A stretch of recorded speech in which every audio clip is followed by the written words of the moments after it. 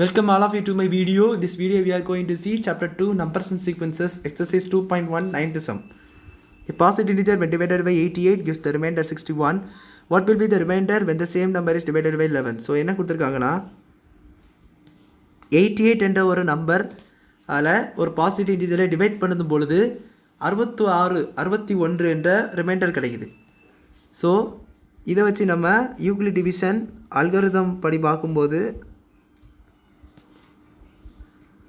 Algorithm வச்சு பார்க்கும்போது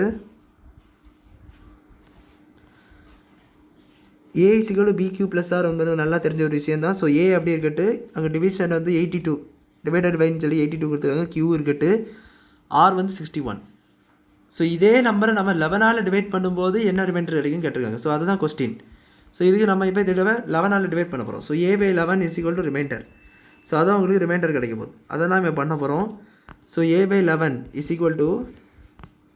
88q + 61/11. இப்போ நம்ம இதை வந்து பிரித்து பாருங்கள். a/11 = 88q/11 + 61/11.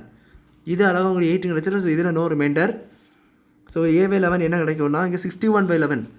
இதுக்கு வந்து பார்க்கும்போது இதுக்கு யூக்ளிட் டிவிஷன் இல்லாமல் எழுதும்போது 11 × 5 + 6ன்னு வரும்.